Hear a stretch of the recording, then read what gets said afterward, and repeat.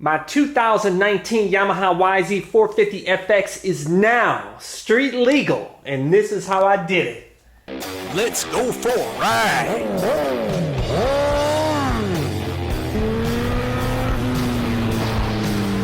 You are watching CycleCruza's all-in-one motorcycle channel. Subscribe today. Okay, just leaving the title bureau, and man, it was just as easy as I thought it would be. All I had to do was give verbal acknowledgement that I put the street legal stuff on. She asked, did you put on a saddle, turn signals, tail light, headlight, horn, and mirror? And I said yes. She said okay.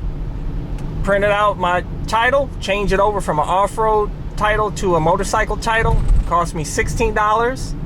Just signed a couple of papers, and I was out the door in less than 10 minutes. Bada boom, bada bing. There you go, guys. For Ohio, super easy to change over any dirt bike.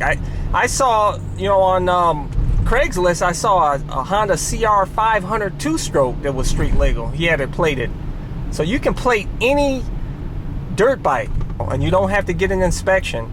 The only problem is if I go to another state, like say I move to California, it'd probably be an issue because they'll go by the VIN. They'll pull the VIN up and then they'll show that it's for off-road use only. And they probably won't allow it there. But there are ways to get around that. I know there's some people that actually get their dirt bikes plated in North Dakota because you don't actually have to live in North Dakota. Correction, South Dakota, my bad. So from the information I gathered online, it looks like all you have to do is download a couple of forms. I don't know where. You'll have to look into that. Have one of those notarized. Then you're going to send in your bike title. You got a copy of your license, copy of the bill of sale, letter with contact information. Then you're going to make a payment. And supposedly within a couple of weeks, you'll get a South Dakota plate, but with a registration showing your home address. And then you might be able to transfer that over to your home state. And of course, you want to put all the street legal stuff on your bike because if you get pulled over by the cops, they're going to cite you. Hey, if you want to learn how to put a dual sport street legal kit on your dirt bike, check out my video that I did on it where I show you step-by-step instructions. The video link is in the description and comments section below. So now I'm headed over to the license bureau and I'm going to just transfer the plate that I had on my X Diavo over to this bike. So that just cost probably less than 10 bucks. And I'm out the door. All right. I love Ohio, baby. So easy to play the dirt bike here. Just left the license bureau. Paid my $4.50 to transfer the plate from my X Diavo over to this YZ450FX. And this is what the replacement title will look like. Previously, the title stated for off-road use only, and as you see now, it shows MC, standing for motorcycle. The only thing, it lists odometer discrepancy because it was a dirt bike that didn't actually have an odometer. But that's not an issue. In and out, done. So the YZ is 100% street legal, baby. Ha-ha! Now I can throw the Supermoto rim wheels on there. Get out here on the streets and do some urban fookery. The Supermoto wheels are here.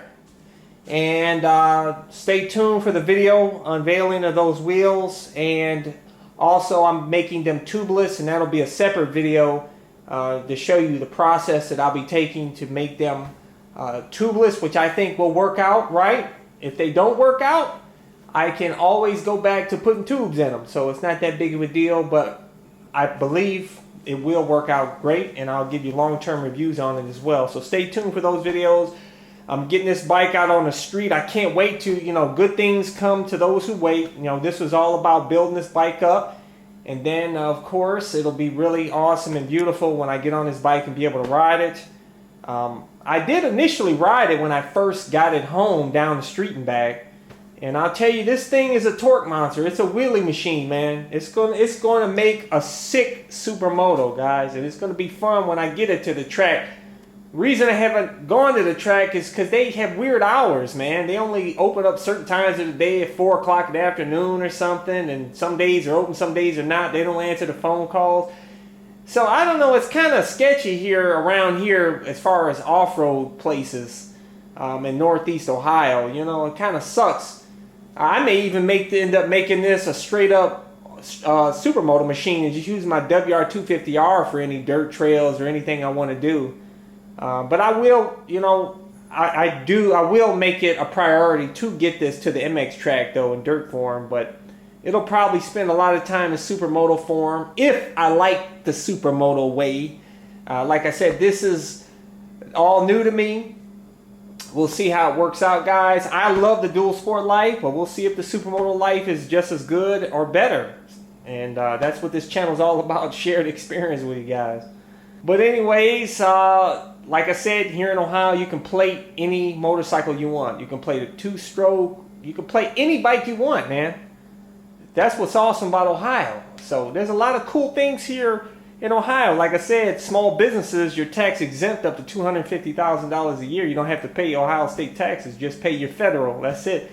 In some cities, you have to pay income tax, like 2% or something, depending on the city you're in. In townships, some of the townships, you don't have to pay any income taxes to the city. So that's something you have to be aware of. But of course, we got Lake Erie. And things are looking up around in Ohio, man. I tell you, downtown's really nice now.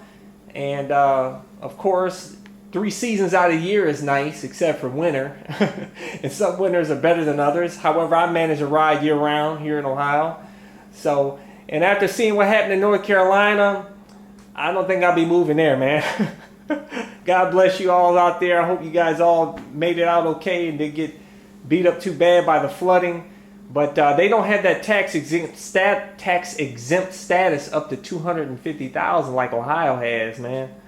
So it's a real tax benefit to live here for small businesses. And if you can get through the winter, which is not bad, and if you work from home, it's easy in the winter time because you don't have to go commute in that crap.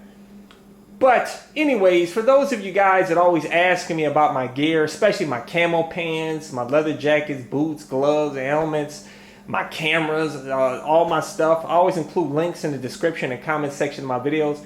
Or go to my website at CycleCruza.com and click on the menu tab My Gear. And those are a bunch of links to all my gear, cameras, all my stuff. And if you want to see more of my videos, click on the menu tab My Videos. And those are a bunch of playlists with my over 1,200 plus videos categorized into those playlists to make it easier for you to navigate, to find what you're looking for, to inform you or entertain you. Hey guys, hit thumbs up. Comment on this video, share this video, helps my channel, helps me get motivated to do more videos. That's what my channel is all about, guys. It's anything and everything motorcycle, talking with you guys about motorcycles. That's what I love. That's what keeps me doing these videos. Don't forget to subscribe to my All-in-One Motorcycle channel, and also go check out my other channel, Bug Out Moto, that showcases a van that I customized for cheap that allows me to live in my van with my motorcycle anywhere, and has a ton of cool mods. And that channel has everything from build videos, trip videos, anything and everything Bug Out Moto. As a courtesy, I included 2 video playlists, one for new riders, and those are all of the videos I've done over the years that I feel are helpful for new riders, and also my popular videos playlist. Hey, hit the subscribe button. I appreciate it. Take care.